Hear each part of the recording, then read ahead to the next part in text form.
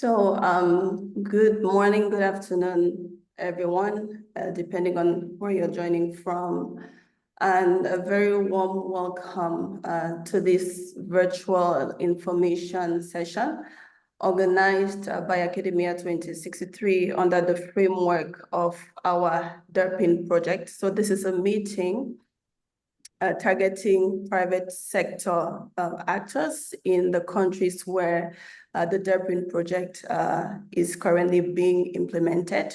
I'm here to share some quick housekeeping information before passing this on to the moderator of today's session.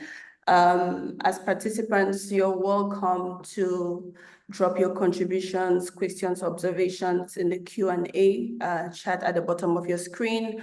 Please drop any observations you have there and they'll be brought to the attention of the moderator. And in the meantime, we want to keep this as interactive as possible. As the conversation progresses, you're welcome to go to the chat and have conversations with the rest of the participants. And of course, when we get to the Q&A segments, throughout the session, you're welcome to raise your hand to intervene directly on the floor, and the moderator will invite you to speak.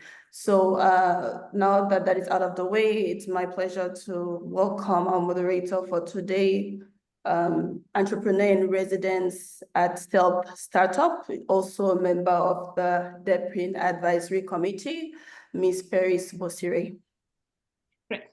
Thank you, Lai, for this wonderful introduction. I'm happy to join you today, and I'm happy to see the participants joining in from different sectors and reconnect with my colleagues that I've worked with for a very long time.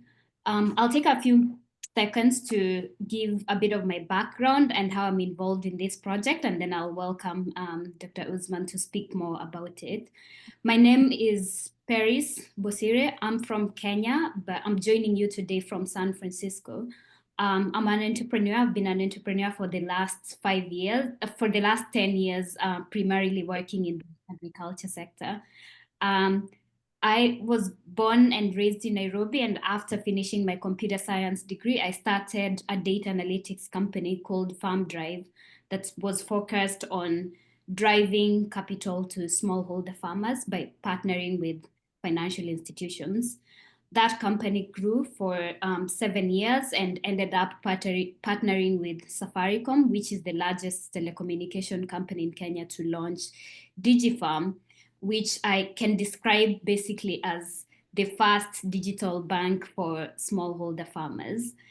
After Farm Drive, I moved on to the USA to get an MBA from MIT, and I started focusing on one particular area around data and data inputs that came out as a very interesting topic for me when I was running Farm Drive, and that's how to use remote sensing data and aggregated statistics to improve critical gaps in data, especially in sectors like agriculture and energy. And that's what I'm currently working on as a startup, and I'm in between San Francisco and Nairobi for that work.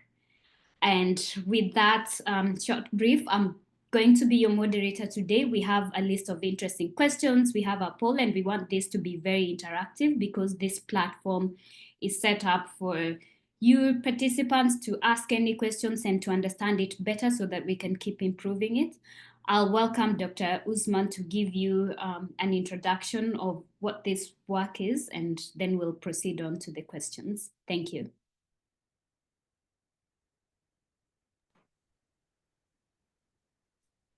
Thank you, Paris. Should I carry on? Yes, it's your turn. You have the floor. Okay, thank you.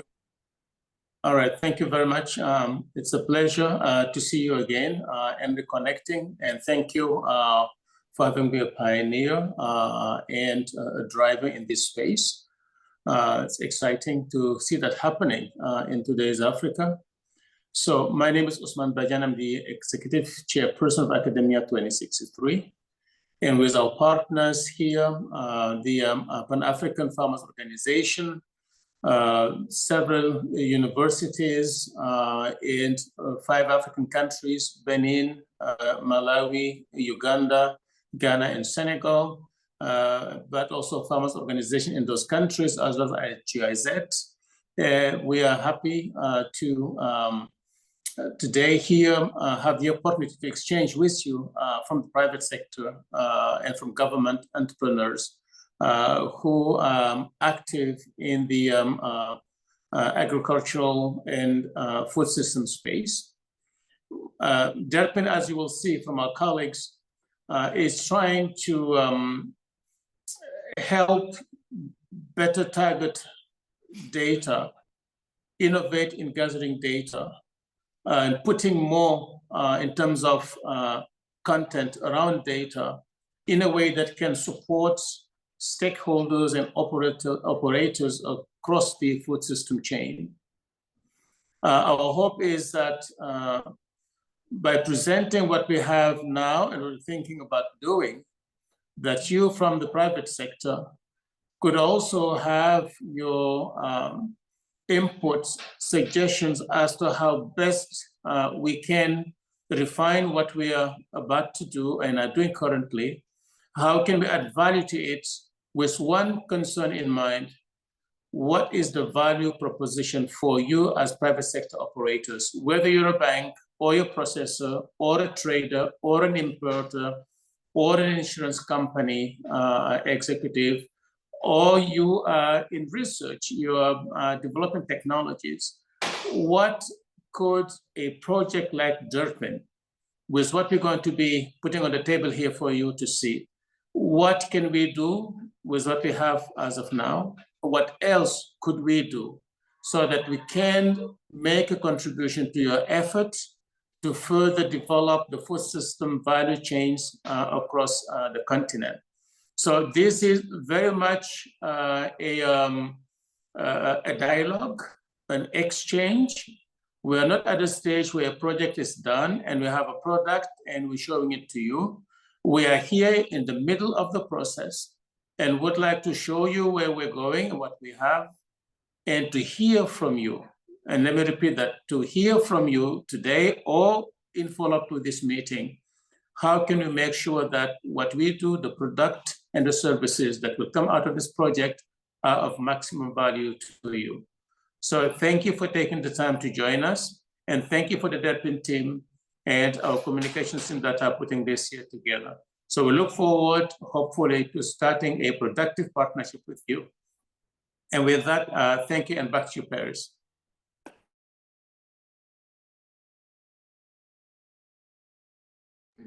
Sorry, I put myself on mute.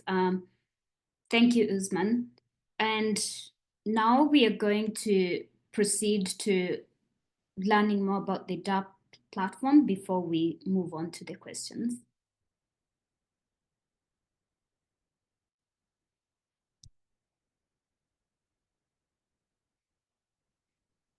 Hi, Paris.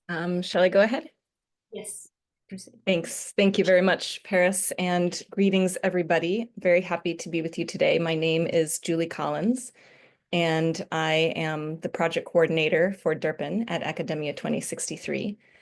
We wanted to tell you a little bit about what the project is and what we're trying to do, and then to hear from you about your needs for information about how the project could potentially help to meet your needs, and all the suggestions and ideas that you might have for us.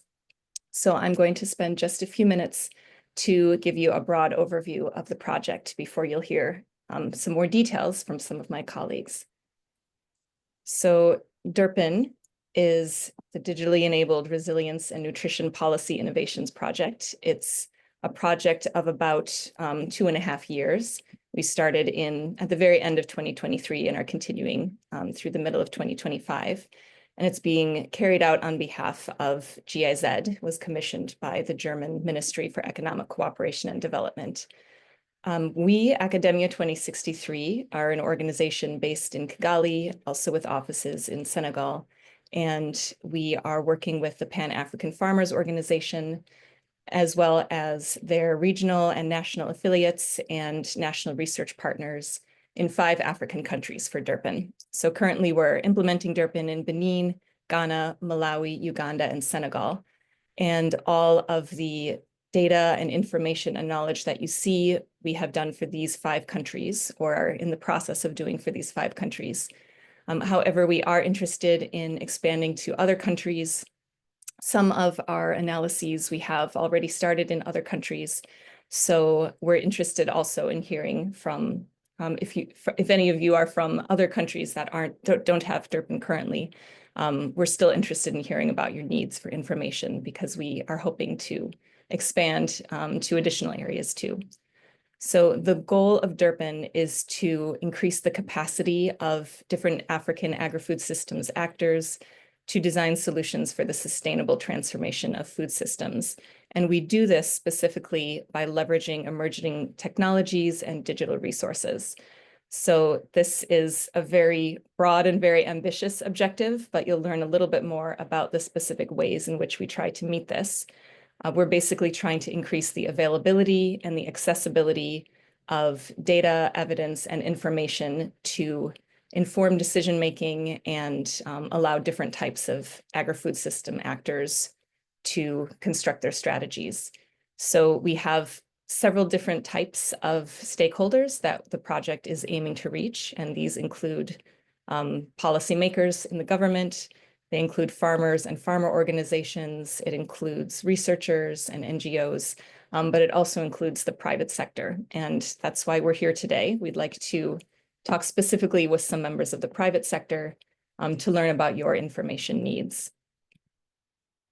So the main analytical work streams in DERPIn are one on agricultural data based on remote sensing, satellite data, and artificial intelligence. The team here is doing crop mapping, yield and production forecasts, and also a range of other types of analyses related to these, which include maps showing greenhouse gas concentrations, crop type suitability maps, detections of anomalies in weather and crop growth, and similar. We also have a work stream on nutrient adequacy and on community vulnerability. So here we look at the adequacy of the consumption of different nutrients at a detailed subnational level.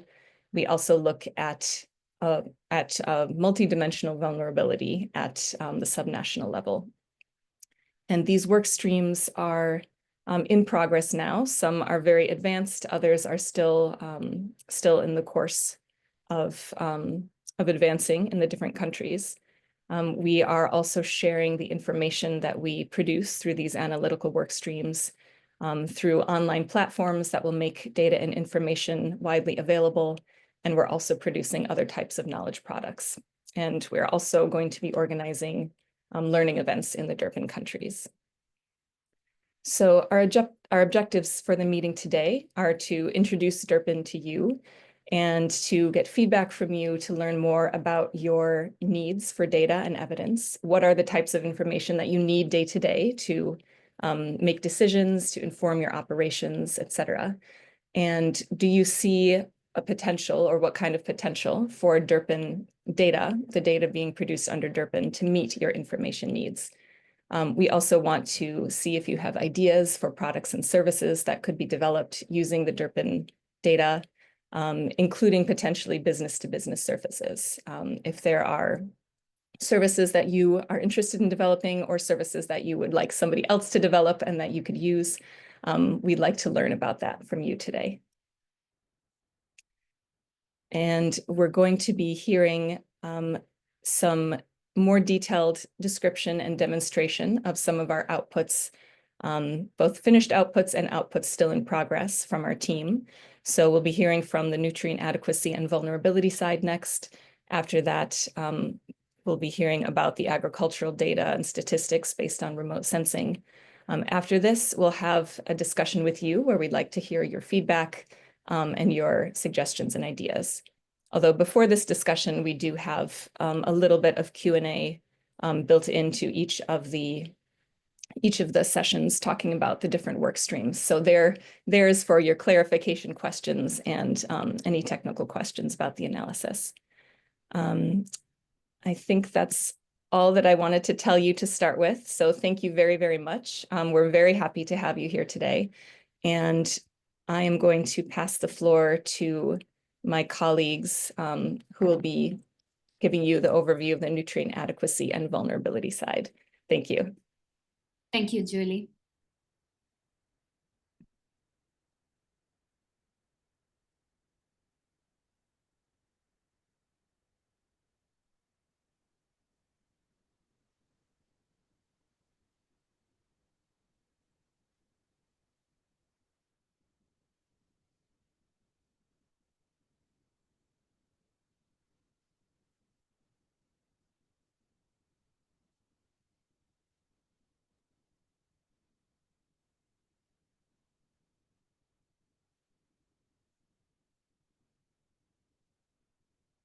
Can you see my screen? Yes, we can see your screen. Thank you. Okay, great.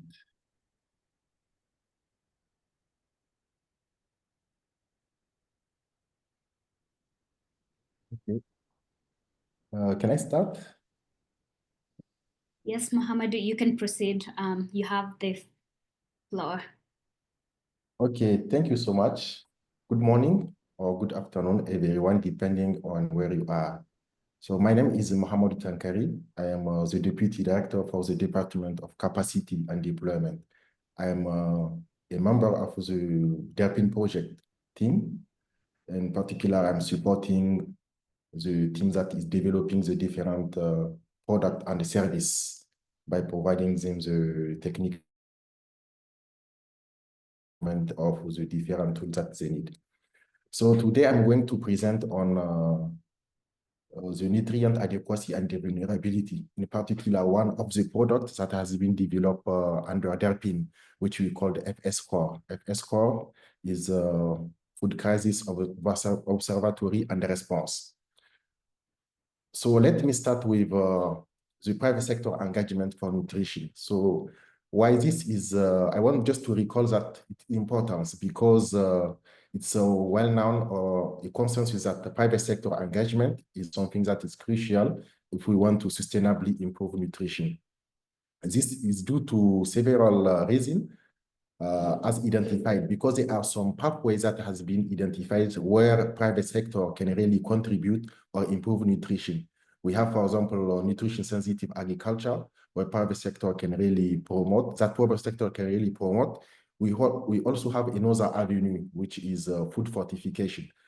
And then private sector can also innovate and develop a local solution for formulated food that can meet the demand and improve the nutrition. So it's in line of that objective, academia developed some product that we are going to present to you today. Today, I will focus on FS Core, which is Food System Crisis Observatory Response. So this is a tool that can help us to generate knowledge in terms of nutrient adequacy and vulnerability. So why this information is important? Because based on the evidence or knowledge that this tool can help us to generate, it will be possible, we think that it will be possible for the private sector to create demand by tailoring product to the specific needs of different population group and the location. So we have some information based on this tool that can help guide the decision in terms of products that can be developed.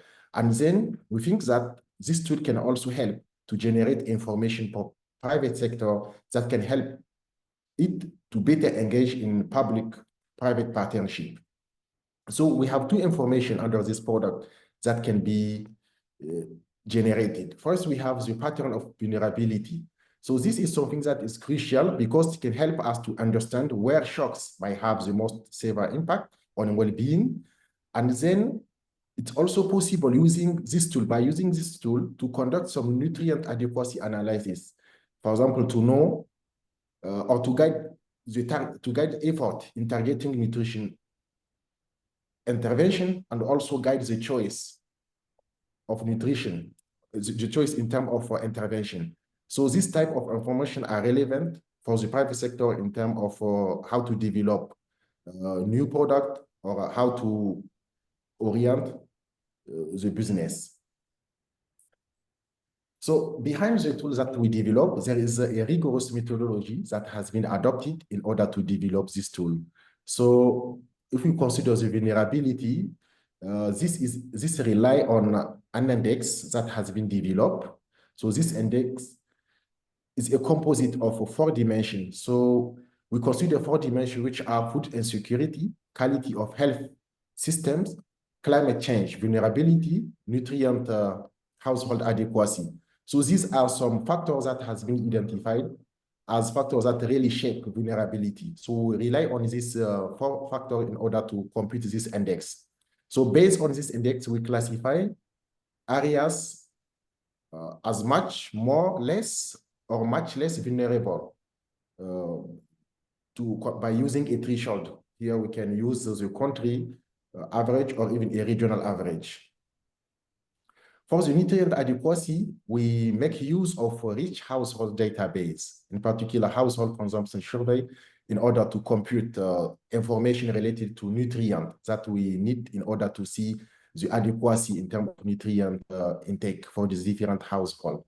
So a lot of data processing has been conducted to identify this nutrient intake for household, and then we compare this nutrient intake with some requirement that are well known, if that can allow us to know if the household is really meeting its needs or not. And in addition to that, we also computed some parameters that are elasticities. This parameter allow us to know, for example, the response of nutrient with respect, for example, to income and household and our food price change. So this is something important because it can allow us to for example, to know how, for example, the different nutrient level consumption will respond or will change depending on the level of income or price change. So this is a model that has been developed, and then we develop a platform in order to make it user-friendly. Now I'd like to share with you a screenshot of this platform. So we can see that we have one component that focuses on vulnerability. So it's possible for a user, for example, to see, based on the composite index, the different level of vulnerability for the different location. And then, if you consider also the subcomponent, can be, for example, food security, nutrient adequacy, we can also display the vulnerability profile of the different region of a country. And then on the right, we have the nutrient adequacy component. Here, it's possible, based on this tool, to display, to see the profile, and also to simulate, for example, if there is a change in price, how it will affect the nutrient level, adequacy level for the different region, or if there's an income change, how it will affect the nutrient adequacy of the different region. And this is information, we think that it's something that is very relevant because it can really help guide the products that can be developed, for example, by the private sector, and also how the private sector activists are really contributing to achieve some social outcome like nutrition. Thank you so much. I would like to stop here. So at the end, I would just want to say that this tool is something that is really valuable, and businesses can really leverage insight from the dashboard that has been developed in order for them to promote the fortified food or nutrient-rich product that can meet local dietary needs, and it can also even open up new market opportunities. So thank you all. My colleague will present the tool, the online version that we have currently. Thank you so much. Thank you, Mohammed.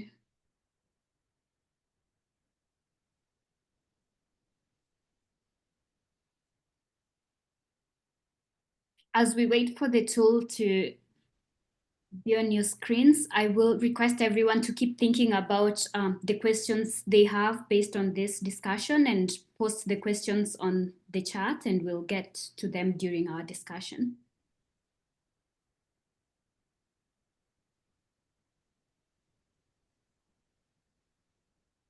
Good morning, everyone. My name is Mustafa Ben. I'm an associate scientist at Academia 23. I am going to present to you our web platform, FSCore, Food System Crisis Observatory and Response. And this platform has been implemented for all the 5 developing countries. And in this demo, I will present the case for Malawi. So as Dr. Tangri said, in this platform, we have 2 tabs. The first one is country profile, in which we can get information about the vulnerability of the country and also nutrient adequacy in different regions. And for the vulnerability part, here we can have the map of the composite vulnerability, which this vulnerability index is computed using the sub-index as health system vulnerabilities, mean adequacy ratio, per capita food consumption index, and vulnerability to climate change. Now, when you have this, for example, for the composite vulnerability index, you can, for example, you can use this bullet and download the data. You can also download the image at your site. And in purpose to use also, if you are also interested by the health system vulnerability, you can click on and have the map as you can see, and also you have Hello. opportunity to download it. Hello, Mustafa? Yes. Yeah. Hi, Hello? this is could you speak a little louder, maybe closer to your microphone? Maybe, yes, some participants are saying they struggle to hear you. You hear me now? Well. Yes, it's much better now. Thank you. Okay. Thank you. Okay. As I said, in this platform, we have two tabs. We have the country profile and the policy option, in which we can have the simulation. So for the country profile, we have the vulnerability for the country and the nutrient adequacy vulnerability. So for the vulnerability, we can map 5 index type. We have the composite vulnerability index, which is built using the four sub-index as like health system vulnerability. We can also have the mean adequacy ratio, also the per capita food expenditure, and the vulnerability to climate changes. And for each of these index, you have the possibility to download the image, I mean the map. You can also download, for example, the Excel file used, I mean the data, to compute this map. And after this vulnerability, you can also you can use the map for the nutrient adequacy. And here we have, for example, for Malawi, other district. And if you are interested mapping, for example, the nutrient adequacy in kilocalories, you can have it. You can also use the other nutrient, the other micronutrient as vitamin A or vitamin B12, for example. And as you get it like this, you can also download the map. Also, you can get the data from this platform and use it for other purpose. Instead the mapping, you can also have, for example, if you are interested to get the detail in the nutrient adequacy for one district, for example, Lilongwe, you can select it in the map, Lilongwe. You can have the different, you can have the different adequacy level for each nutrient. Here we can have, for example, calcium and folate, iron, and zinc, for example. Now, if you are interested in if you want to do an analysis based on the head or on the gender of the household head, you can use this data in which you have the nutrient adequacy for each type of household. Those households headed by male or female. And also you can download the different data as usual. And the last part in this tabs country profile, you can, for example, in Lilongwe, get the top 5 food product consumed for example, vitamin B12. So if you are interested by vitamin B12 or another micronutrient, you can use this table, and this table will load the five top product rich in vitamin 12. Here, for example, in Lilongwe, we have beef, we have eggs, and goat, for example.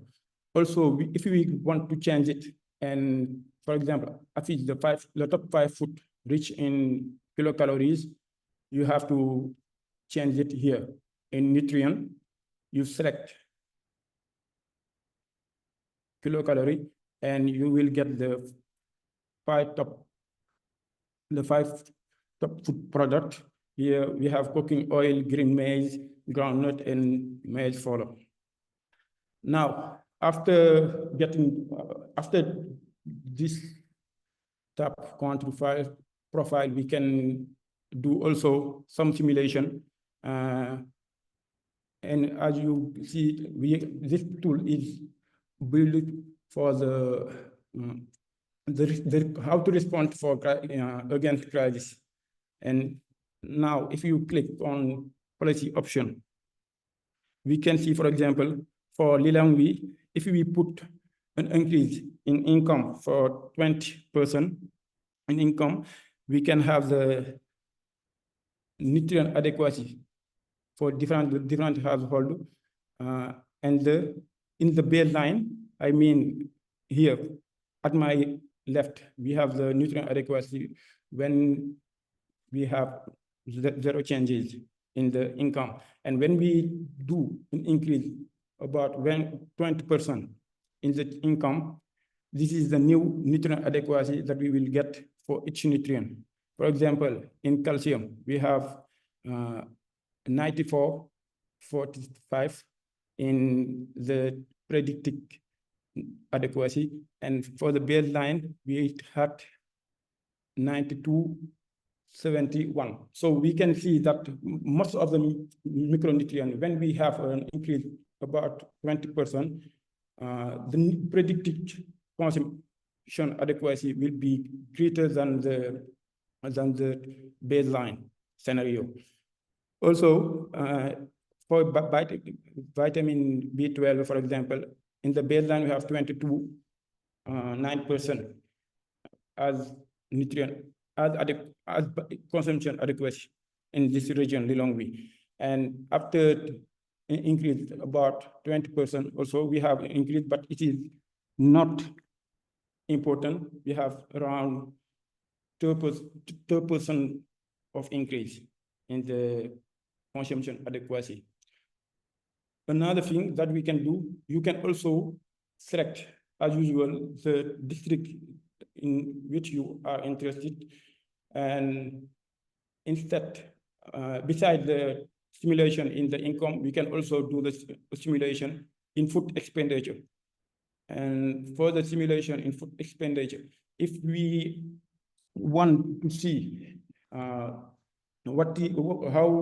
the consumption will respond to an increase about 20% in the expenditure, you have just to put yes. For example, if you change it and use 10% of increase in change in food expenditure, we have also we can notice a slight increase in the consumption adequacy for the different micronutrient. And again, we can also do simulation in price food group. And in price food group, we can, for example, assume that in all the communities that we have in the economy, we have an increase about 10%. So with an increase about 10% in all communities, we will have a slight downfall decrease in the consumption adequacy, but also we can just do the simulation in one food group, for example, in cereals. And after that, you can also have the new adequacy, consumption adequacy for the different household, and you can compare it to the baseline scenario. And for example, if we want to, instead doing the simulation in the cereal group, we may assume that we just want to do the simulation in maize. And for that, we will have to use we will change here. Instead doing the change in price food group, we will do the simulation in price food item.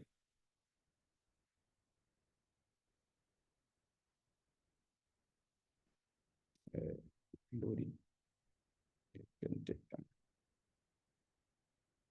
Maybe, okay, let me refresh the simulation. Now we can say, for example, we want to do the simulation in price food item, and we can select here several type of product. We can say we will do the simulation in maize, and for about 20% of change. And this is the predict consumption adequacy, which can be compared to the baseline scenario.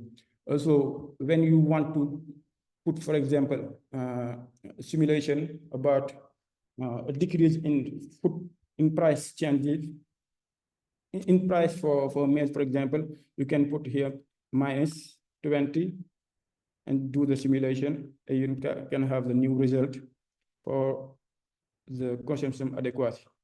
And another thing, when you do a simulation, you can download the result by click on in this tab and have the data or the different graph that you needed for your different goals. Okay, I think that is all for the platform, and I'm going to stop here, and thank you for your attention, and I'm looking forward for your question. Over to you, Paris. Thank you. Thank you, Mohamedou. Thank you, Mustafa, for that great presentation of the platform. We have a few minutes. We have about 5 questions to take Q&A specifically for the FS Core platform. So I'm going to welcome everyone and the participants to send in your questions either on the chat or raise your hand, and I will take note of that so that we can address your questions before moving on to the next. Thank you. We welcome, this is a discussion for you and for us to understand what data needs you have and how we can structure these platforms better to serve you. So we'd love any comments, any discussion. I see one question coming in already from Maimuna. Maimuna's question here, she asks, Maimuna would like to know how this data is gathered, and do we rely on national surveys or do we rely on our own surveys on a regular basis? I'll hand it over to you, Mustafa or Mohamedou, to respond to this question before moving on to the next. Okay. Thank you so much. I think this is an interesting question. So this tool, the data that we use rely on household survey data. So it means that we really try to capture the different behaviors from the household in terms of consumption and also in terms of even information related to prices. So the retail prices or purchase prices that are available in the different household data.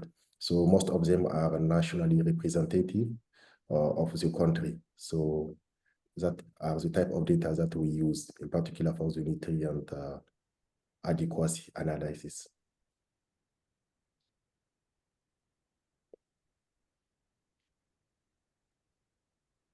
I see there's a few questions in the chat. There's a question from Dr. Reginald Dennis Kwasai, and then a few questions from Imam. Okay, just to bring some clarification for this question about the data. For example, for Malawi, the data that we use is the 5th integrated household survey. And for the nutrient analysis, we use the Malawi food composition table. And for Uganda, we use the National Panel Survey 2018-2019 food expenditure model and household characteristic. And for the nutrient analysis, we use the Uganda food composition table. And for Ghana, we use the Ghana Living Standard Survey 2017.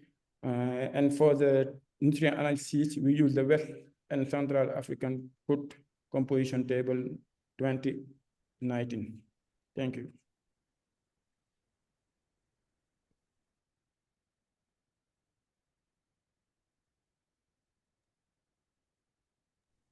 Paris, you are muted. I was muted. Okay. No, not Paris. No, No, I was muted, but I'm back on. I wanted to highlight that there's a few more questions in the chat from the participants. I want to encourage everyone to use the Q&A function on the Zoom link so that we can have all the questions in one spot. One of the questions that we have from Dr. Reginald is, in the context of showing these impacts, there are key variations in the data points, particularly on seasonality. Could there be a comparative factor of year-on-year and month-on-month for cumulative impacts? Mustafa, you can also look at the chart to understand the question more clearly. That's one of the questions we have coming in. We also have a few more questions around how to access this data, and apart from online data, which other systems, with what are we planning to organize a high-level conference? I think that's a question that will be answered at the end of the workshop by Catherine and Julie. You can proceed and answer the question on how one can access the data and the question by Dr. Reginald. Okay, thank you so much. I think the issue that was raised related to this data seasonality, something that is common to most of our households data that we have currently. This is something that is true because if you consider the seasonality affect household consumption. For example, just after the period of harvest, the availability of household of food at household level is not the same during if you compare it to other period. But this is something that most of the survey try to capture. So surveys that are being conducted at the national level, for example, they can visit the household twice during the year in order to capture this issue related to seasonality. So we assume that currently the data are really, we have a good proxy of household consumption over the year or during the year, even if we know that it's difficult to capture the change that will happen or to take into account the changes from one month to another. Yeah, thank you so much. Then one question, I think, is the second question relates to the data. So the output that we generate is, I think for this one, it's possible to download to get the information from the website. So after the simulation, it's there is one functionality that you can just use in order to have the data. And the other data also that we use, for example, to develop this tool, most of them are available, publicly available, but you need to really process and also do some modeling in order to come up or build this tool that we develop. Thank you. So we can share the link for the data that we use. Yeah, there's clarification questions coming in from Farmerline. Welcome, Mulali. We also have a question from around the data. Do we have APIs? Are the data open sources which can be used by anyone in the Africa region beyond the DERPIn countries? And specifically how that data can be accessed? Are there API capabilities if they want to integrate to the insights into these systems? And lastly, how do you hope to keep building on these data sets? I'll I'll hand it over to you to respond to those around data, and we'll take one more question before moving on to the next session, and then we can have a broader discussion during our discussion session. Okay, for the data. Sorry, I see Babaka's hand. I don't know if Babaka's intervention is related to the data question. Let's proceed. No, I'll take Babaka's question after they respond to this. Thank you. Okay. For the question one, I think for this analysis, we do it for more than 5 countries, beyond the DERPIn countries. But in the platform right now, we just stick with the 5 DERPIn countries. And also you can have access and download the different results that you get in the platform. And another thing, the question about the API capabilities, I think Babakar can assist us in this matter. And Babakar, if you have anything to say about this question. Yes, thank you, Mustafa. Yes, can I go ahead, Chris? Yes, please. Okay, good. Yes, thank you, Mustafa, and good afternoon, good morning, everyone. So on the APIs, we are currently building the APIs for all the data set that are being generated. So in the platform that we will demonstrate later, we will start seeing that we have some API that are already that have been already been built for the next platform that we will be demonstrating. But we will be doing the same for the FS core. So all the data will be accessible through APIs with all the documentation available online on the website. Thank you. Great, thank you. Do we have anyone last question? You can raise your hand, and if there's no question, we'll move on to the next session, and I will gather the questions as they come in. So don't worry, all your questions will be answered during our moderated discussion. Thank you, Mahamadou and Mustafa, for the great presentation. Welcome. Thank you.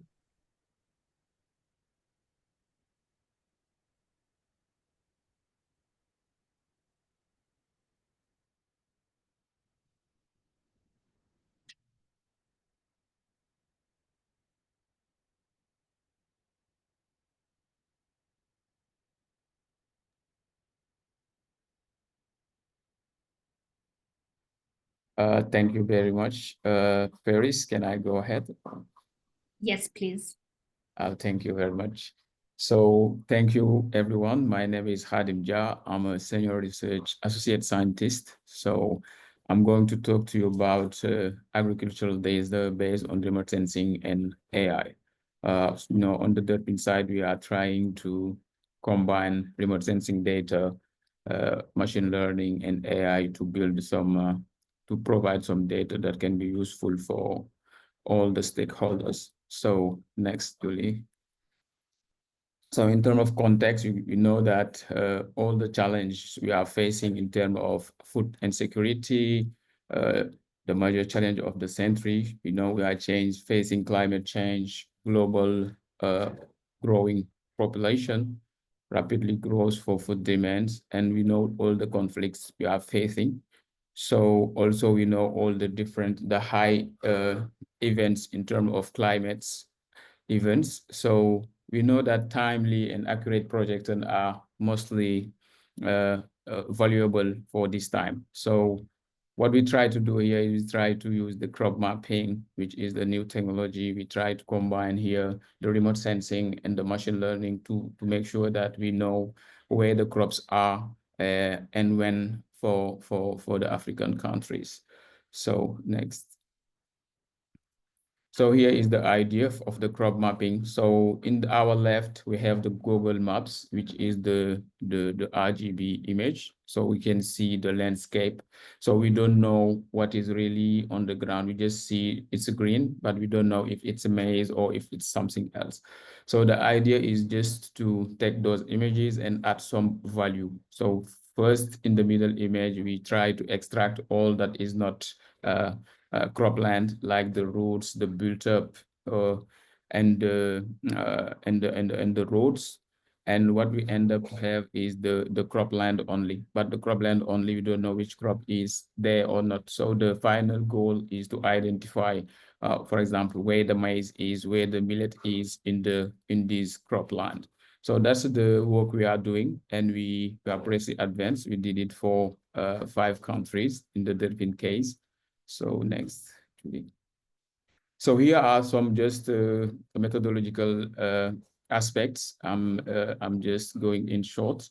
So here we try what we do it, for example, we gather the satellite images, and we know that each object on the Earth has a very unique spectral signature. So for example, when it's a maize, we know that the spectral signature will be different from groundnut, it will be different from millet. So that's what we try really to capture from the satellite images. And also we will combine that with ground truthing data. So we are conducting surveys, very extended surveys on the countries to confirm the model. So when the models and the machines say this is maize, so we are pretty sure at 8% that this is made, because we are ground truthing the data, and we are using. Yeah, thanks. Next, Julie. So in terms of model, we are trying to use different models just to have different accuracy, and trying to choose the best model possible for identifying the crops in the ground. So here you have some different model we are using. We are up to 86% precision, depending on the case. So this is really good for when we know that in Africa, we have really very different landscape compared to other countries where you have big plots. Yeah. Thanks. Next, Julie. So here is also an example of the crop mapping we did in Malawi. So here you can see in green where the maize are with high probability. So we're now able to identify maize at very high precision. So this is really key, and at every time of the year, we are able to run the model and see, for example, which crop is grown on the country. Okay, next. So here also is the same for rice in yellow. So we did the same. So we are able also to identify the rice in the country. And this is the real map. We try to zoom in because it's really, really very high resolution, 10 by 10 meters. So it's not really sometimes possible to see it by just by looking at the global map. So we sometimes need to zoom in, because really the pixels are very, very small, which is really also good news for precisions. Yeah, thanks, Julie. So in terms of crop mapping application, we can say enhance food security, agricultural productivity and planning. We can identify the areas where crop yield can be improved, because now we know where all the crops are. The climate change adaptation and mitigation, for example, tool in adapting farming practice, selecting best crop varieties, the water resource management, identifying crops maybe that are less water intensive, because now we can, if we know where the crops are, we can monitor the evolution of all those crops and see how they evolve. So this is really, really key. This will give us key information to take action. So also support smallholder farmers also by providing information on best crop to plant, depending on the geobiophysical areas they are, the characteristic of the area. And crop monitoring also can also help observe, evaluate, because we know where the crops are. We can observe them by satellite images and do some adjustment if necessary. So yeah, thanks. So in terms of application, also in terms of statistic, we can see we can have more agricultural statistic, because at every time of the year we know really exactly what is going on the ground. So we can do assessment of crop rotation practice. So also we can have a crop suitability maps based on the crop mapping we provide. So that will be giving us the best appropriate crops for each type soil types. Yeah, thanks. Next. So here also you can see we try to combine the greenhouse gas emission with the crop mapping. So when you see For example, if it's rice or if it's another crop, which one is emitting more, less, etc. This can help also try to meet the ESG compliance, also the carbon market also, and also trying also to see how to improve our crop practice. Yeah, next. So in terms of application also, we try also here to list just some application possible. That's not all, but that can be of interest for private sector. Here we try to list, for example, for agribusiness and food industry, in terms of supply chain optimization, because now we know when we forecast clearly what is going to happen, now we can take some action beforehand and identify maybe stable, high-yielding region for sourcing. This can be interesting for agribusinesses. Market intelligence and investment, for example, analyze crop trends for improved business planning, and also identify new contract farming opportunities, because now we know really where things are and how things are going on the ground. Next. Targeted product distributions for input suppliers, because we can provide data-driven recommendation for fertilizer and pesticides use, because we know really where things should go. And also we can monitor the if we distribute the fertilizer, we can see the evidence after. Yeah. Thanks. Next. Yeah, for banks and insurance company also, we have more data, because we can evaluate, we can assess risk and also credit scoring. Here we try to evaluate, for example, we can evaluate farmer credit worthiness using historical yield data of his plot, for example, and improve loan approval and risk modelings. We can also support parametric insurance model with real-time yield data. So some application may be AI-based draw monitoring for insurance risk modeling. So next. So for tech and data providers, we can also have this kind of application to develop data-driven advisory platform, enhance mobile-based farmer support services, sustainability and ESG compliance, for example, monitoring the greenhouse gases emission from agriculture, support climate smart investment and strategy. So yeah, these are some applications that can be derived also from the work we are doing. Next. In terms of, we are also using probabilistic approach just to incorporate uncertainties and variability in agricultural farming. So support smallholder farm with irregular field size and crop rotations, because when we use the probabilistic approach, we are able to provide also confidence level for more accurate decision making. We can say we are 80% sure that this is okay. So when you do the policy making, you will be sure that at 80% I'm right. Yeah, next. So also we can use the yield scenario for investment planning, AI-based model estimate uncertainties and adapt prediction dynamically, because we incorporate also the weather, the climates, all those conditions in the model. So the uncertainties is there and we can predict and adapt accordingly. This will enable maybe agribusiness and insurers to assess risk with greater precision. Yeah, next.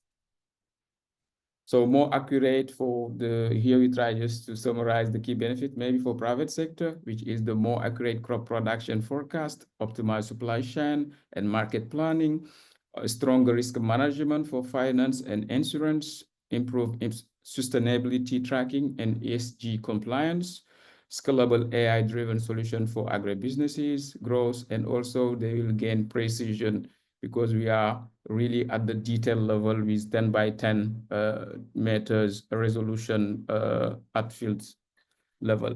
So yeah, next. So in summary, this is what we really try to build in DERPIn, and hopefully it will help as I just say, we just try to put some application possible, but I think that's not all. And the private sector here can say also how they can use those application and what they really want from us also to in terms of data to be more like ready for developing the application and distribute them. Yeah. So yeah, this is all I have for you for now. So thank you very much. Thank you. That was great. I think we'll hand it over to Babaka to show us a demo of the platform, the Agva platform as it is. And I will remind our participants to keep sending in the questions and use the Q&A for those questions to be answered as quickly as possible by the members of our team. And after this presentation, we'll move on to our discussion, and I hope we'll be able to interact with each other during that discussion.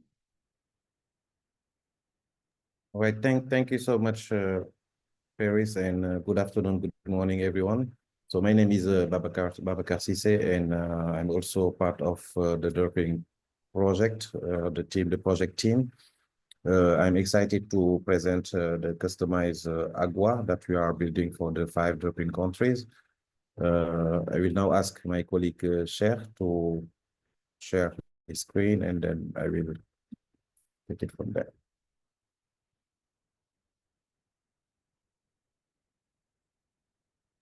Babakar, let me disconnect and reconnect again.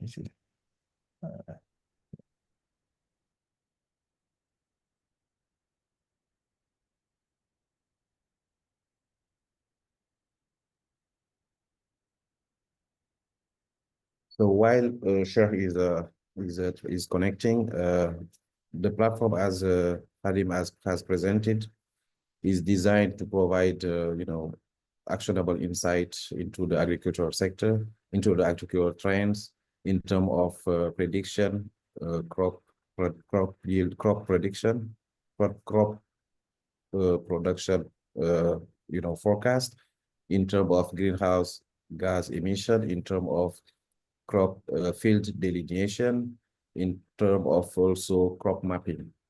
So I think now you can all see the screen of Cher. Yes, so now this is the platform that we are building for the 5 DERPIn countries. So as you may have seen in the in the URL, is not already in the public domain, but we will have the platform as AGWA, the current agwa.org/ the name of the country, Senegal, Ghana, Benin, Uganda, and Malawi. And this is the landing page of the Senegal portal.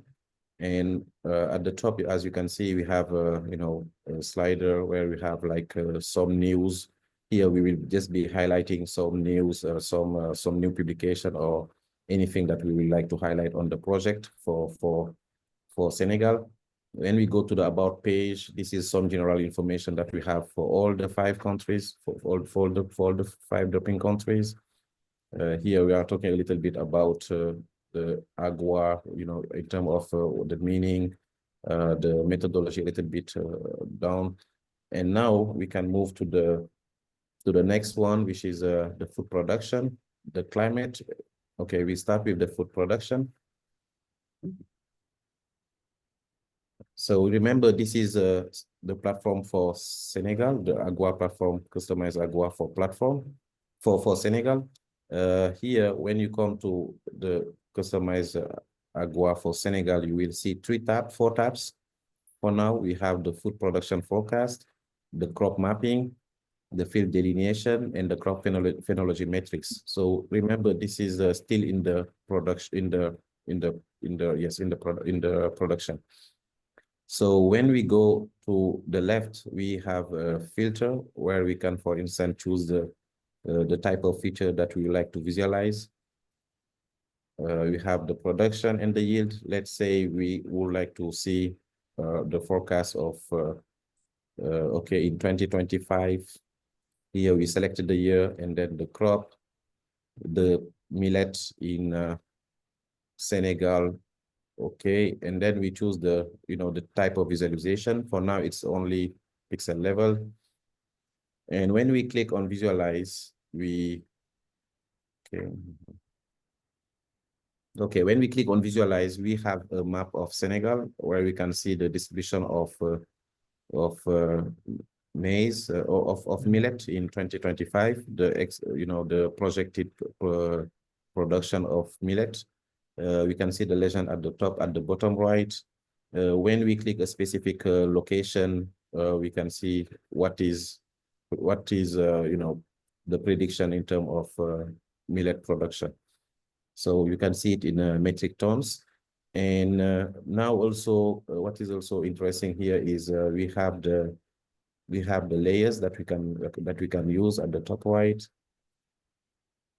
Okay, so now, okay, yes, we have the base layer and so on.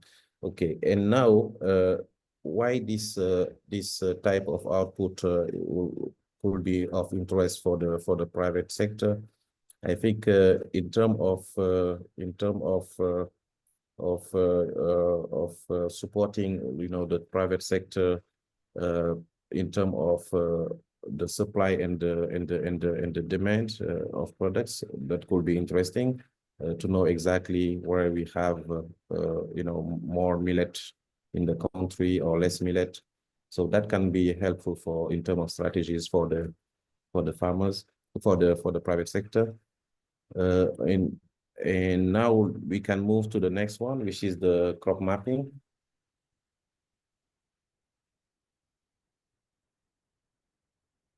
Yes. So for the crop mapping, we have here, we would like to see, okay, yes, we have the list of the crop, we have the year, we can visualize now. So let's say in 2025, we would like to visualize where in Senegal we have like, groundnut. So here, as you can see, this is, if we go full screen and we can zoom, we can see the, kind of a distribution, the location where we have groundnut in 2025. So this one is based on, as already presented on the data collection, the data that we have collected previously, and AI and the machine learning. And this type of output also is important also for agribusiness, because it will help also optimize the supply chain and even the logistics in terms of food products. Especially here, we are talking about the groundnut. So this is the crop mapping. So as you know here, this is the case of Senegal, but we have the same for the 5 developing countries. Now the next output is the field delineation. So, okay, field delineation. So here we would like to see where do we have the field of groundnut, in terms of, okay, so now this is just, a placeholder that we have. This is an output based on the, the latest data collection, but I think this will be refined in the next stage of the tool. So here, what we would like to provide here is what is the delineation of the field, and I think it will also help for the private sector to design some AI maybe solution, AI-based farm solution that can help also the farmers. The next one is the crop phenology matrix. Okay, so the crop, so the crop phenology matrix, actually what we have here is, this is the placeholder that we have created to have the kind of biophysical parameters, namely the normalized difference vegetation index, the land surface temperature, those input that are also important for the prediction, also for the crop mapping. And we would like to add an additional layer here because we have mentioned crop, the phenology. So here we would like to see at the different growing stage of the crop, what is what is the trends. So for instance, here in the case of the NDVI, when we click a specific location, we have we have the trends for the last 20 years, for 2024, etc. So we will be updating here to 2025. So this is the, you know, the what we will have in terms of crop phenology, adding now the different growing stage of the crops. Sherry can get back. And now, okay, so in terms of climate also, I think my colleague also mentioned, we are also trying to monitor those, how to call it, greenhouse gas emission. Here in the case, what you are seeing now is the methane.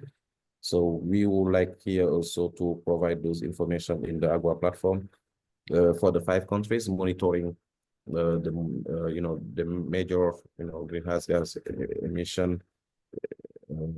So here you have the case of the methane. So we will have it specifically for Senegal also. So this is what we will have in terms of climate. Share it and get back.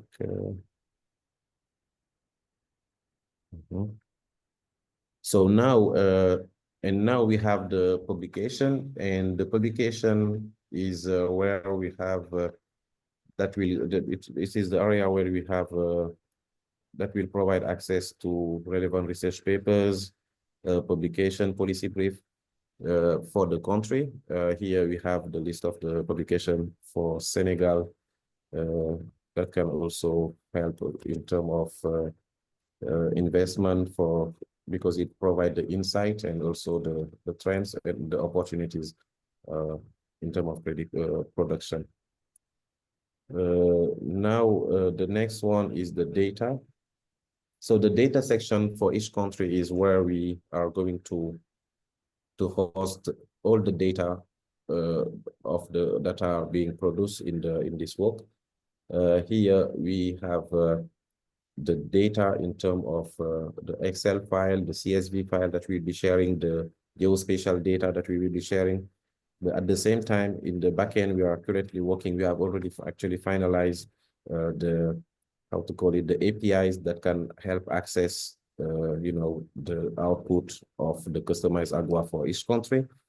Let's say tomorrow we have some private sector companies that would like to create an application or a mobile application or any kind of maybe an AI-based application. They can be connecting to our APIs and access the data that we have produced for the 5 countries.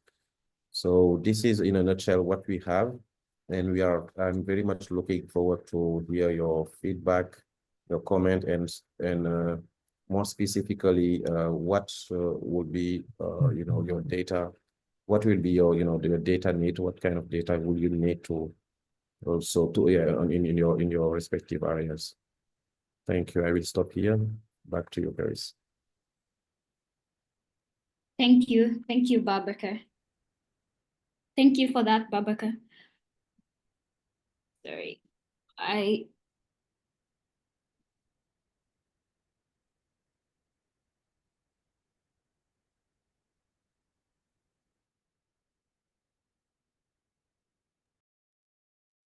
Thank you. Have a bit of background noise. There's a morning track.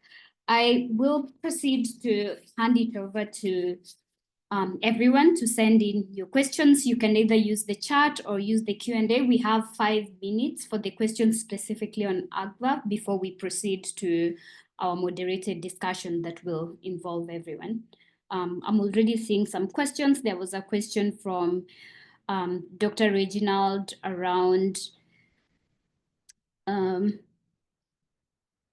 is it possible to consider crop yield per acre as a KPI? And that question was answered in the chat by Julie. And one thing to highlight, I have seen a lot of requests in the chat. Can this be available in my country? We know right now we only have it in countries, but specifically for the Africa Agriculture Watch platform, it's already, the forecasts are available for 47 African countries. So you can go to the website and you will be able to access that.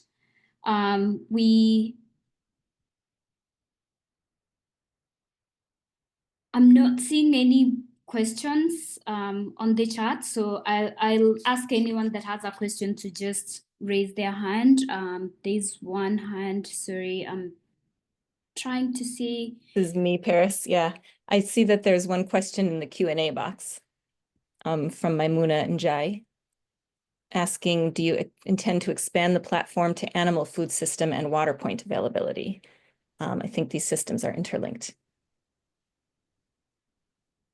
Babaka, can you respond to that question?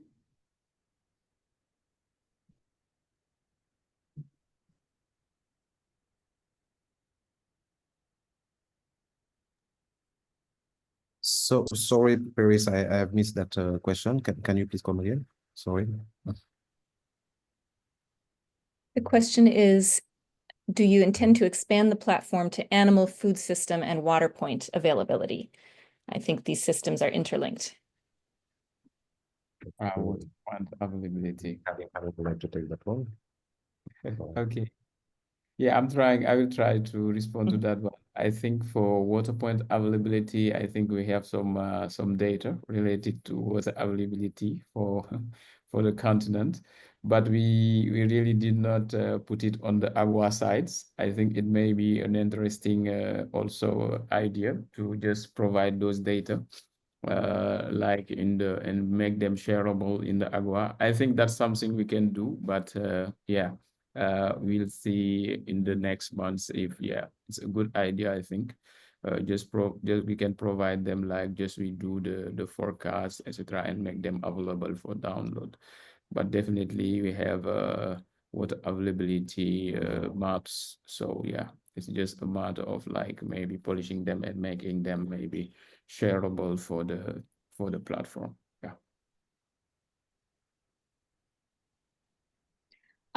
We have another question from Mohammed around, can this data calculate the risk level on a specific crop of a given? Yeah.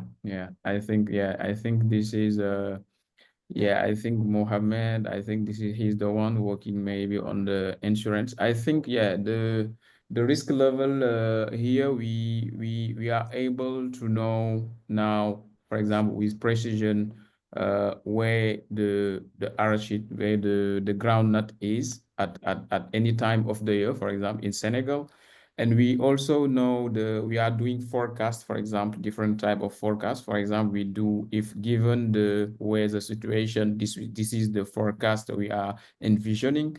And if those weather change, for example, if we have more rainfall than expected, etc., we can also revise the prediction. So we will have also more precise prediction at the end. So meaning that if we have like exactly where we grow groundnuts, and also we know we are monitoring also the weather, like the rainfall, temperature, etc. We are doing also some forecast every time. So once we have that, we are able to monitor, I will say, the irregularities. So for example, if we expect maybe some increase or some decrease of the yield, it's possible to have that with the crop mapping and the forecast we are doing. So this is really key, for example, for measuring the risk for insurance company, for example, when you try to see, for example, what are the risks I'm exposed by maybe giving the police insurance to these farmers. It's really possible. And also we can have the historical yield of the area. So you know that this area, I'm expecting maybe this amount of yield with normal condition, the worst case, the best case. So we can have all those scenarios, because now we know what is really going on the ground in near real time. So really, that's really key. And I think in every period of the year, we can have those predictions. Yeah. Perfect. Yeah, I see a hand. We have Dr. Jean Paul with a question, and there's a few more questions in the chat. I think we have room for 3 questions before proceeding. Dr. Jean, you can unmute yourself and ask your question. Hi, Paris, and hi, everyone. Is just I wanted to add to what Hadim just said, actually we have the possibility to flow the crop all the year because we have some indices that can inform us that there is something happening. If everything is going well or there is something that is not normal, all this information we can capture it at time. Thank you. Right, thank you. We have a question from Lufingo, who's asking about the issue of livestock that was not addressed. Are there any plans to include maps for different livestock?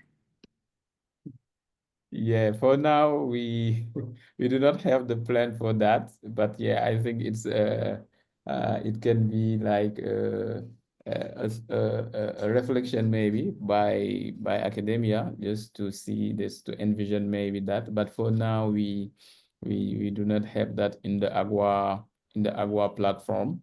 So maybe in the future, but I think that can be interesting to have that. But for now, really, we do not have livestock data in the Agua platform.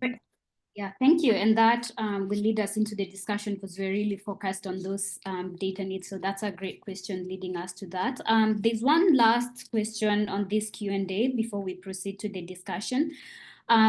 The market intelligence that we are looking at, are we using mostly local, regional, or international trends to develop this intelligence? I think that's a really great question. Yeah, that's a really good question. I think for the market intelligence, firstly, you really need to at which level you are operating on. For example, when we say, for example, the price are not only affected by the local production, but also the imports and the exports. So here, what we try to do is first to see, for example, in all the area of the country, for example, how much are we producing and when. So when we know that, we can say, for example, at that time the price should be, we add also price forecast. For example, we can say at that time the price should be like that, or the price should be high, the price should be low. So you will have more information for decision making. So when you know, for example, when the groundnut will be available, how much amount, when you know before the harvest, all those information. And I think that can really help to the agribusiness or the market, or someone who is planning to buy groundnut. He can plan ahead and have all the information also. But for now we try to measure and to have, for example, all the information, for example, at country level. But I think for the other information, it will be just macro information that can be incorporated. For example, if a private would like to combine, for example, the extra information at international level and combine them with the information he get at national level, that can be really key for decision making. But we are not mixing that for right now. We try to have all the information at national level yet. And the information, international information, are usually more more simple to get, and if you just mix them, you will be like able to have some product out. Yeah, this is just to say that the application are really there are many applications possible. So yeah, I think it's now if one have idea, you can just go and try to implement that. That's really the objective of us, like giving all these data and information. Yeah. Great. Thank you so much for the presentations from the FS Core team and the AGVA team. And now we're going to move on to our discussion. And this discussion really is for you. We would like to understand what kind of data inputs, what do you want to see? We've already seen some of the questions that are coming in. There's a lot of questions around, is this going to be available in my country beyond the 5 countries that's available in? What's the data modalities? How are you sharing this data? So we'll get to address that in the discussion. Before we start the discussion, I just want to highlight the moderation techniques and how we're going to go about this. So we do have the Q&A chat the Q&A box on the side to the chat.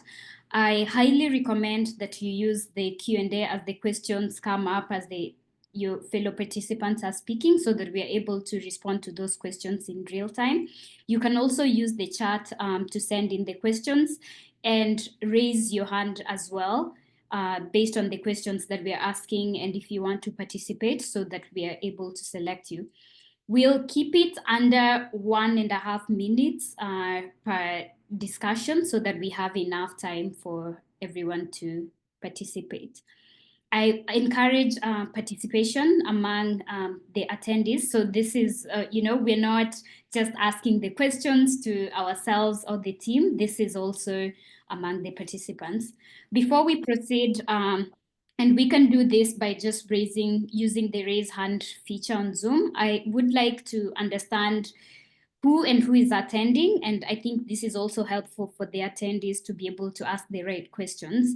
So by show of hand, I'd like to see who's joining us from the startup world. They're working on a startup that could benefit from this input, so they're thinking about it. I'd like you to raise your hand so that the attendees are able to know who's joining us from startups. I saw Farmerline, who I don't think Farmerline is a startup still, but they will clarify that to us. There's more. Let's see. Good. Who's joining us from policy perspective? Who's joining us from the policy side? You can raise your hand in the chat. We do have 2 attendees that have raised their hands for that. Who's joining us from government?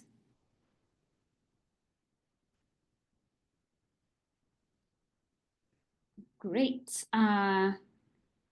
Perfect. Thank you. So we have some good representation. And who's joining us from academia?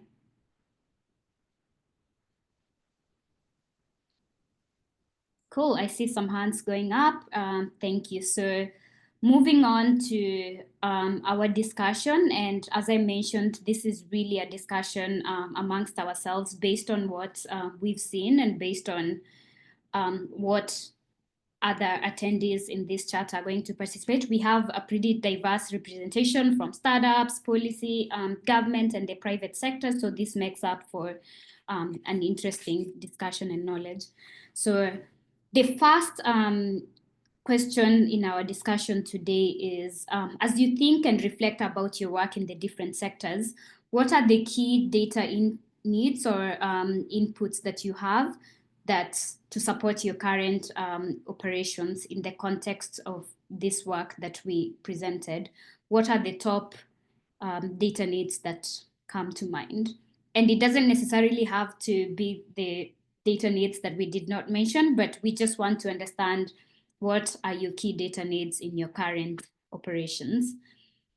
You can raise your hand, you can fill in the answer in the chat, and then we'll select you to answer the question.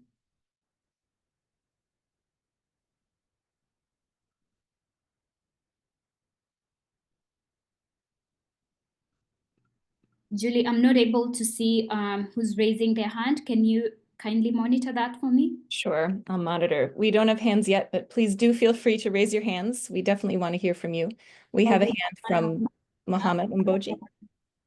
Yeah, Mohammed, you can go ahead. You can unmute yourself and share with us what are your current data needs in your current operations based on the context of this discussion. Okay, thank you very much. First, I want to thank everyone for this amazing project and the amazing presentation. It was very clear. Just to introduce myself, I am the CEO of LIX. LIX, that means Love Your Customers. We are working in the digitalization of many things, and particularly in the insurance. Since the end of last year, we are working in the agriculture insurance. Because we just noticed that here, for example, in Senegal, because I'm working in Senegal, there are only one insurance company that are offering insurance for some farmers. Okay, and the thing is, because of they don't have the capacity capabilities to calculate the risk, to offer a very good insurance for the farmers, because they don't have the data, they don't have this knowledge of climatic change, etc. And it's why we start working on that, start shopping some satellite data and having some POC. But the thing is, what we are doing, you already do that. So I think it will be very great in our side and accelerate our development when we will directly be taking your data in order to train our system, or to give it to our system to calculate the risk for a specific farmers. And the other stuff that is very positive is this application, we can give it to all the insurance company here in Senegal that now will provide insurance for the farmers, because there is very let's say minimum of farmers that are that have insurance actually, because of this less of data, and they don't have the ability, the capacity to calculate the risk. And I guess it will be very interesting for us and accelerate our development of our platform. Great. Thank you, Mohammed, for your participation and sharing. So what I'm hearing from you is you work in insurance, and one of the data inputs that you need for your current operation is the remote sensing data / satellite data from as an input to your insurance work, correct? Exactly. Yeah.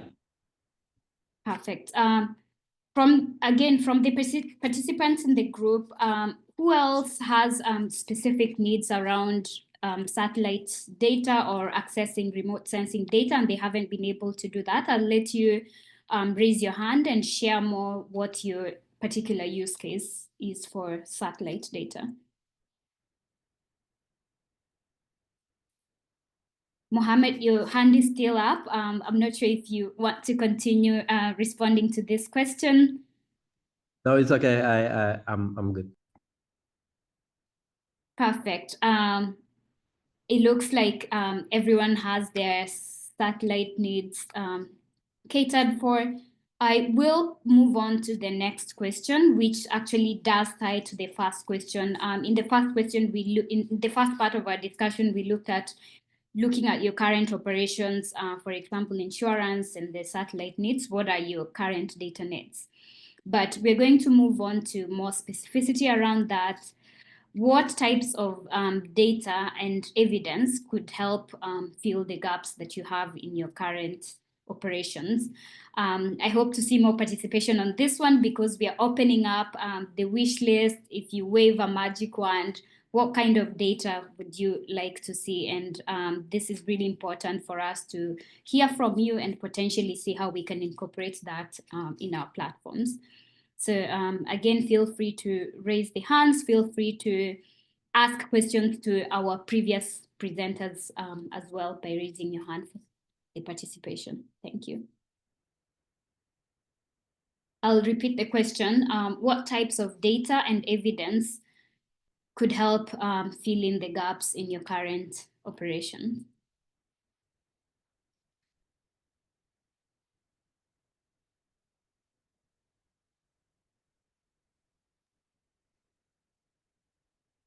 This is Julie. If I can come in, even here, if there are needs beyond DERPIn, needs beyond what you saw today, whether it's related or whether it's even something something separate, we're interested in hearing about what kinds of data and information would be helpful for you.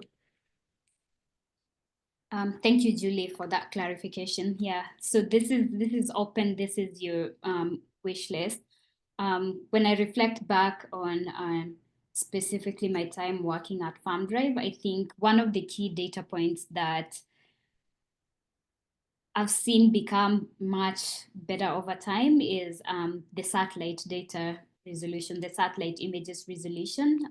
When I was doing this work 5 to 6 years ago, the resolutions were not better. And I think because of the advancements in AI, we're getting better and better resolution with that. So that's one of the areas that I'm grateful for as one of my data needs.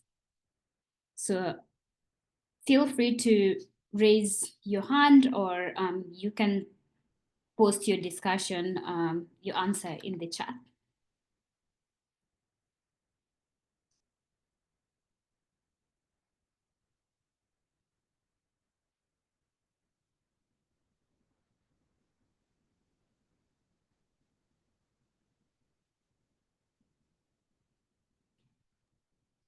We have a Yeah. few hands. Yeah. Okay. Hi. Yes. Thank you for learning. Yes. Please proceed. Yeah. So I think mine is more of accuracy and improving the predictions, because the more data you're able to throw at these models, the better they become. So beyond what is being gathered now, how are we looking to improve accuracy? How are we, putting in systems for feedback so that the models are getting more perfect?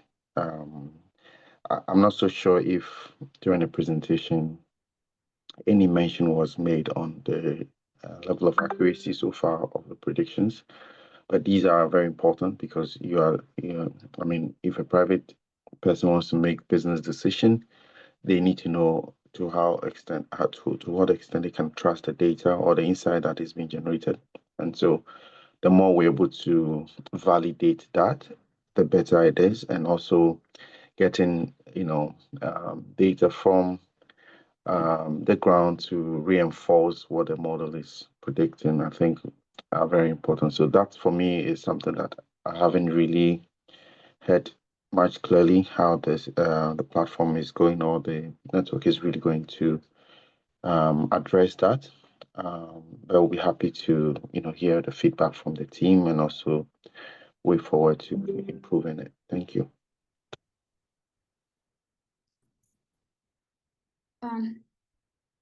Thank you for that.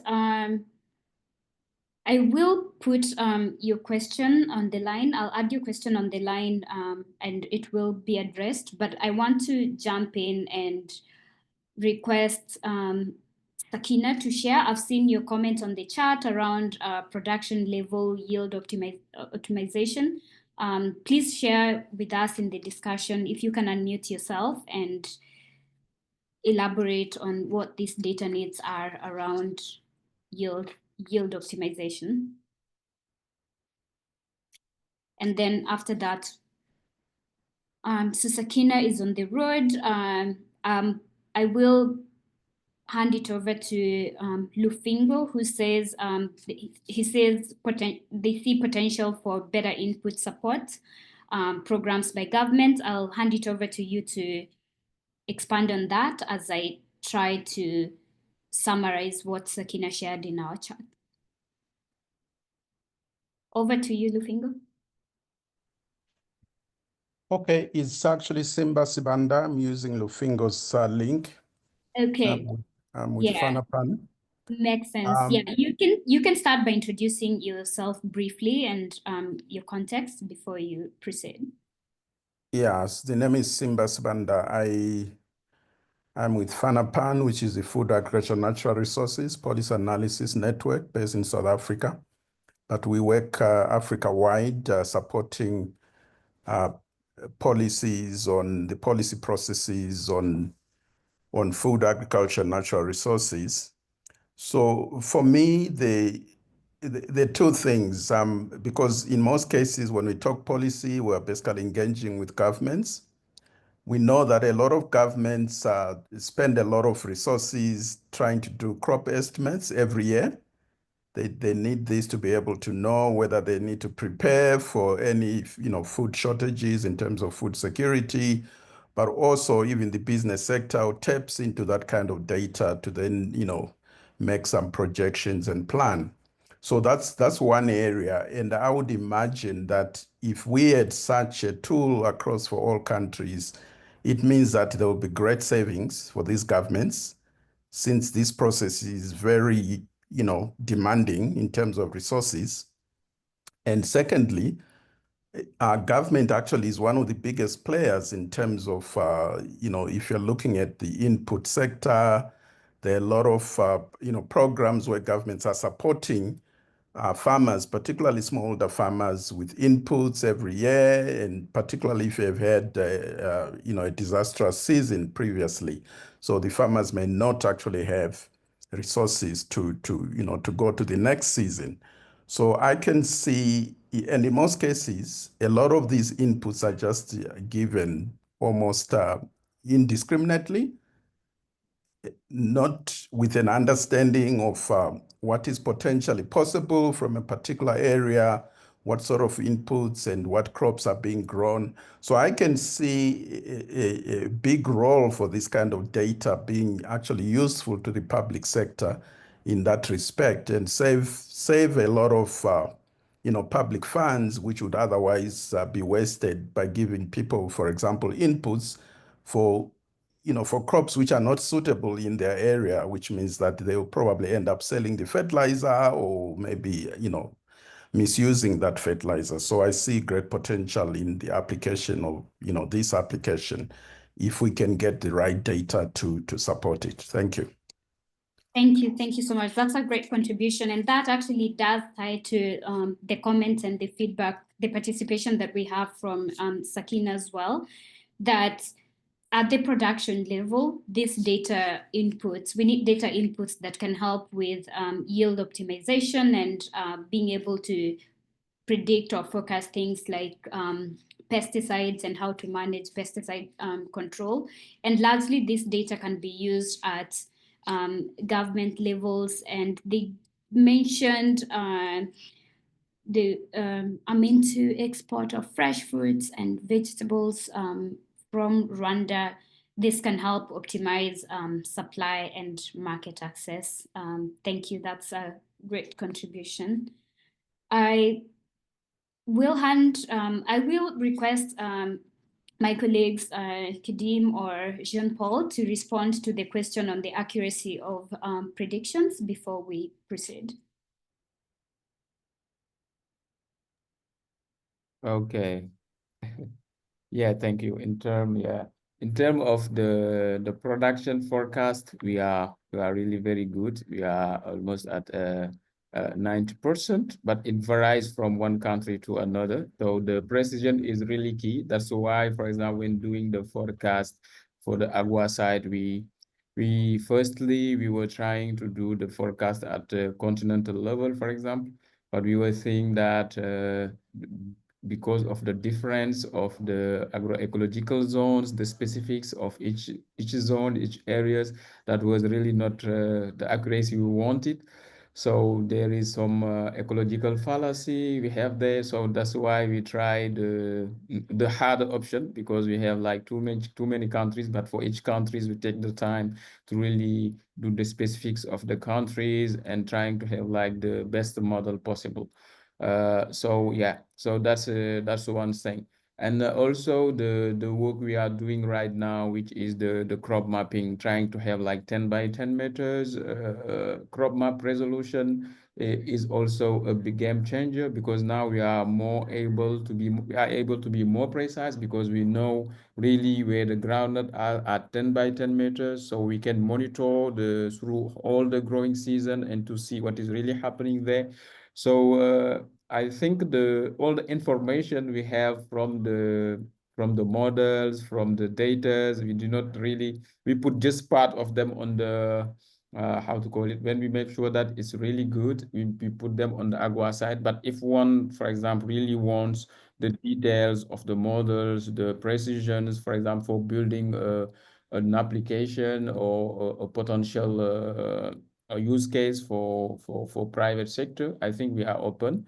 We can see how we can also provide those information. But for the precision, I think that's really one of our how to call it. It's really important to us. So we really take the time to do country-wise, level by level, to make sure that we have the best products at the end. But yeah, but we can share those information if someone would like to access them. Yeah, Jean-Paul, maybe if you would like to add also to that. No, great. Thank you. I think because we have limited time, I'll proceed to the next question, and we'll come back to Jean-Paul towards the end for any contribution that he has. So during the presentations, both for FSCO and the Agriculture Watch platform, I did see a lot of participation in the chat. People asking, when is this going to be available in my country? And for me, that's a positive sign. It shows there's demand and there's potential use cases for yourselves for this platform. So the next question really for you is, do you think the data and evidence produced through DERPIn project, especially based on the 2 demos that you saw, could help meet your information needs? I'm positive based on the chat and the requests for this to come to your country, that's a yes, but I think to validate that, I'll ask the attendees to just raise your hand in the chat if you think this data and these platforms can help meet your current information needs in your countries. And it does not have to be the 5 DERPIn countries only. Let's see by show of hands. We have 1 hand going up. We have 2 hands. We have 3. We have 4. So how about the rest of us? How about the 20 of us? What I'd like to understand, what do we need? What do we need beyond DERPIn? Okay, I see a hand from Samuel and Gania. Samuel, I will request you to share your contribution. Which parts of this DERPIn project do you see as the most valuable? And then we'll hand it over to Gania. Over to you, Samuel. Please share a little bit of an introduction of the work that you do and share how relevant this platform is to you today.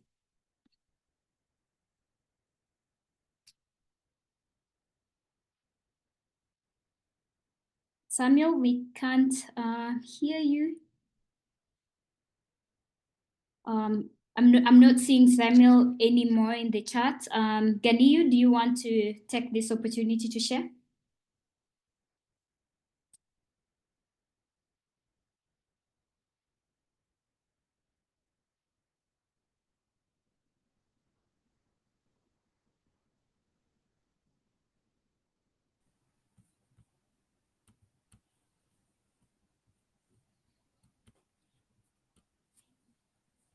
Is there anyone else who would like to share which parts of the platform that they resonated the most with?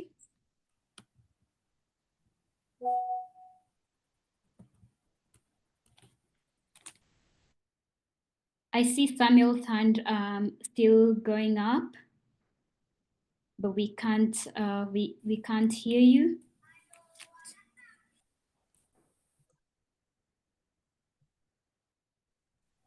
Hello. Oh, there you are. Hello, welcome. Yeah. Yes, hello. So I'm Samuel Bakaweri from Ghana. I run an agribusiness providing mechanization services. We're into seed production also. And we organize smallholder farmers in an outgrower scheme. Listening through the presentations, I mean, some of the challenges we face in our business has a lot to do with data. In this period of climate change, especially weather data, climate data is very relevant for ensuring our productivity and ultimately recoveries from our farmers. We're a company that on-lends input credit to smallholder farmers. And so our ability to ensure that one, the inputs get to the farmers and on time is heavily driven by data. And so all these platforms that make the capture, analysis and reporting of data easier and more available to us is quite welcoming. And so for me, generally, all the presentations impacted very well. And I can relate or find relevance to these platforms in my business. So this is where I'll leave it briefly, especially any information or data that has to do with weather and the tracking of weather is very, very impactful for us. Thank you. Great. Thank you, Samuel, for your participation. So what I'm hearing from you is for financing needs and the organized outgrowers, weather information would be relevant for the risk modeling. Sure. We don't have enough time left, so I will proceed to the next question, but please feel free to send any other questions or participation points you have in the chat. And towards the end of this discussion, we are going to share a poll with you as well. So our next question in the discussion is, are there further extensions of the DERPIn results that could better meet your needs? What are we missing? What would you like to see that you're not seeing on the DERPIn platform, and what other extensions can better meet your needs? We do have a hand from Samuel still. I'm not sure if this is the participation from the previous question or this is new. Okay, anyone has any wish list, anything they would like to see beyond what we saw today in terms of their data needs that can support their operations?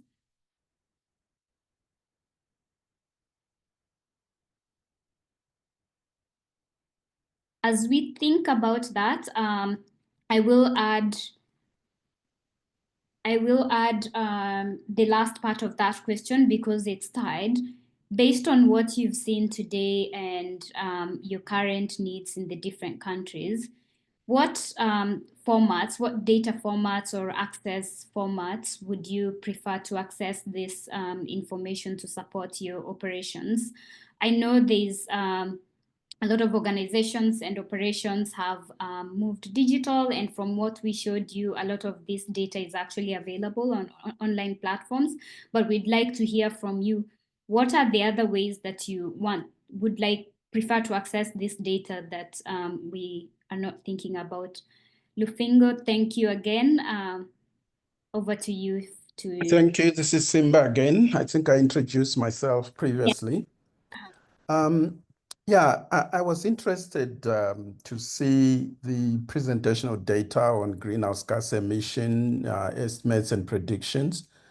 The question that I have, having worked particularly in the livestock sector on greenhouse gas emissions, is the challenge of actually, measuring this. And I'm just wondering what sort of assumptions were made in arriving at this, particularly when you consider that Africa does not have appropriate emission factors which are relevant for Africa. If you look at IPCC estimates on emission factors, they give Africa maybe 1 or 2 values, which is ridiculous, considering that Africa, as we had, is very different agroecologies. And so the question is this something reliable, or do we need some more research on this to come up with appropriate emission factors that would be meaningful for mitigation sort of efforts? Thank you. Thank you. That's a great question. And before I hand it over to Jean-Paul or Kadim to respond to that question, I'd like to ask any of the participants that's familiar with that space around greenhouse emissions to respond to Simba before we hand it over to our colleagues. Anyone that would like to offer some guidance or information on that?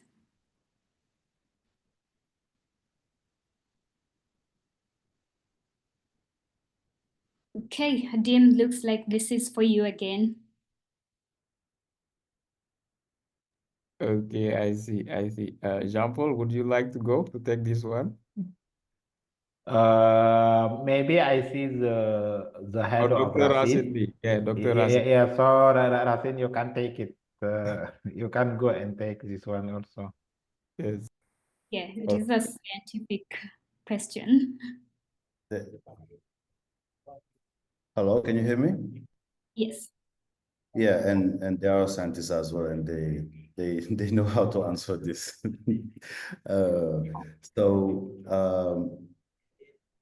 For when it comes to methane, and he's right that the emission factors associated or allocated to Africa are not the one that have been measured.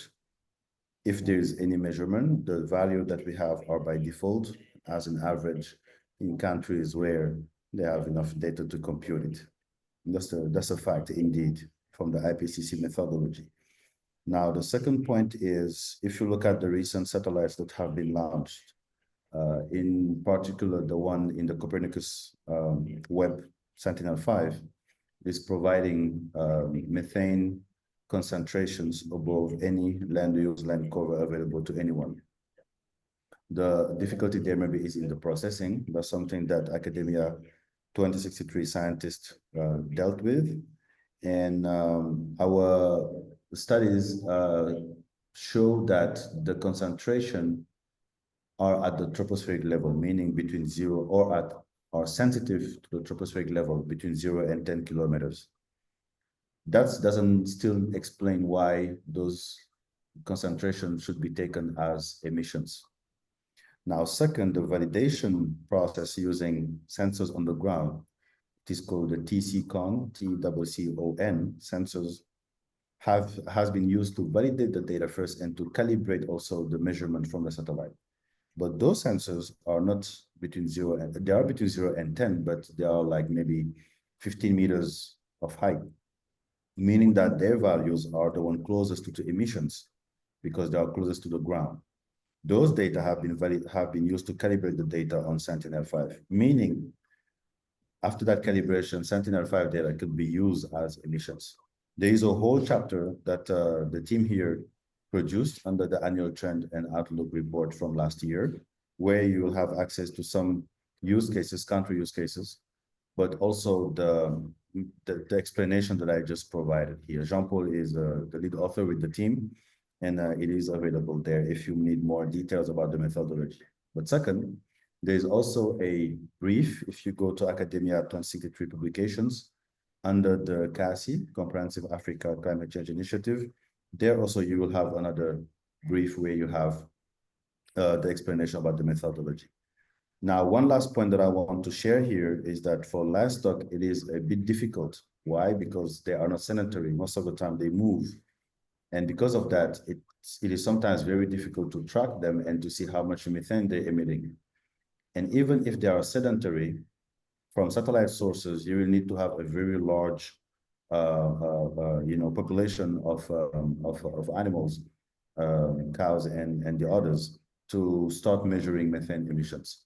So that's why we're hopeful that with some other tools or data sets like Carbon Mapper or methane sets that is still under the validation process mechanism, will allow us actually to have better resolutions on that.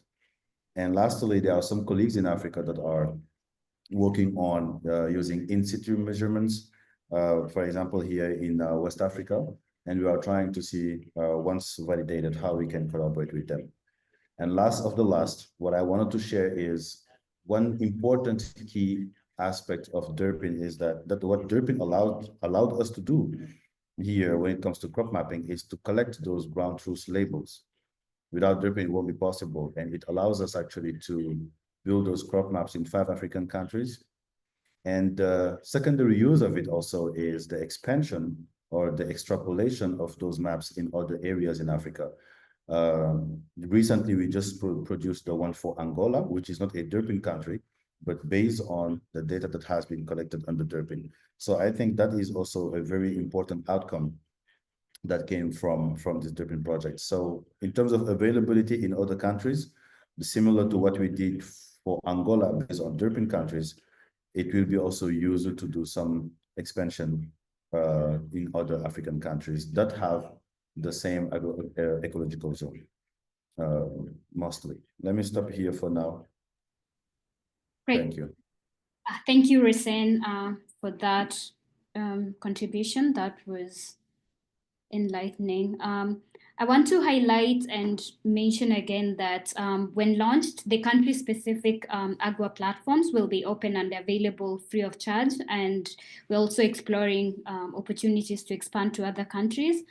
There was a lot of interest and questions around when this is going to be available in the different countries, that this is not beyond the DERPIn countries.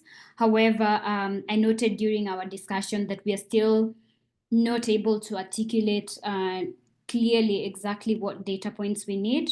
So during our in-country discussions, we'll have more meetings to keep on being more precise on our data needs. I'll hand it over to Julie for remarks and to guide us on the poll before we proceed. Over to you, Julie. Thank you. Thank you, Paris. And thank you so much, everybody, for the discussion. And I'm sorry we weren't able to get to quite everyone due to time. Ganiyu, we see your hand up and we'll follow up with you after this to get your comment or respond to your question. So very, very quickly before we leave, we want to hear from you one last time. We have a very, very short poll for you, and you should be seeing some questions pop up in front of you right now. Just some very quick questions about your sense of whether you might be able to use the DERPIn data or extensions of it. And also if you would like us to contact you, if you would like us to get in touch with you and talk with you one-on-one about the DERPIn data and information and see how it could meet your needs, please click yes to that question. So I don't know if one of the panelists can confirm if the poll is open. Okay, I think it's open. Responses are starting to come in. Yeah, thank you. So if you could respond to these questions, that is very much appreciated. That will help us see how we can best meet your needs as the project continues.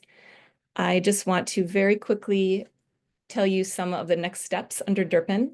We're going to be finalizing the analysis that we presented today for the DERPIn countries. And we are organizing in-country, in-person learning events over the next month and a half in all 5 of the DERPIn countries. And there we're going to be presenting in much more detail the country-specific results and providing some training on how people can use these results. So if you are in a DERPIn country and if you're interested in attending one of these events, please get in touch with us. We'd be happy to have you there. I'm putting my contact information in the chat. Feel free to get in touch and we will include you. We also will be having follow-up sessions in the DERPIn countries, either in person, hybrid, or virtual, to provide additional training and additional discussion around the project results and on how they can potentially be used. And we also are very interested in meeting one-on-one. We're happy to engage with anybody who wants to learn more about what we have, how you can use it, how you could develop it, how you could use it to inform your own operations or even develop products that you can market to other businesses. We would love to work with you on that. I am going to just quickly hand over to the Academia 2063 Director of the Department of Policy Innovation, Dr. Katrin Glatzel, to officially close the meeting. She is overseeing DERPIn and and we'll end our time today. So thank you so much, everybody, for joining. And Katrin, over to you. Yeah, thank you so much, Julie. And thank you, Paris, for being such a fantastic host and chair of today's session. And of course, thank you also to our other colleagues for presenting. As Usman Badian mentioned at the very beginning of our event, today was really important to us as a project team, because we want to ensure that we go a step beyond the data collection and the data analytics to develop ideas, products, tools, and services that are useful to a variety of stakeholders. And for this, we have been closely exchanging with policymakers already and farmers organizations over the past months and throughout the project cycle. And now, as we're thinking through next steps and also scaling beyond what we have already been doing, we are really eager to have this exchange with you and private sector stakeholders, agri-tech entrepreneurs. So that's a really important step for us. And today was just the beginning of that exchange and that collaboration. So we look forward to many more opportunities to get your input, to exchange with you. And yeah, it's been incredibly valuable to listen to you. And I'd like to thank you all for your time over the past couple of hours. This is really greatly appreciated by all of us. And the questions you raised were very useful. So you, Julie already spoke about the next steps in this project. So I would just like to emphasize again that if we want to scale, we need to join forces. And we hope that in the future, DERPIn can also serve as a platform where policymakers, research institutions, farmers organizations, and the private sector come together to develop joint solutions that are scalable. So yeah, like Julie said, please don't hesitate to reach out to our project team directly for any further input or questions, or if you're keen to collaborate on the DERPIn project going forward. We'd love to hear from you. And yeah, with that, I close today's session. Thank you so much. Bye-bye. Thank you. Thanks, everybody. I'm closing the poll now. Thanks for your replies. Bye-bye. Bye-bye.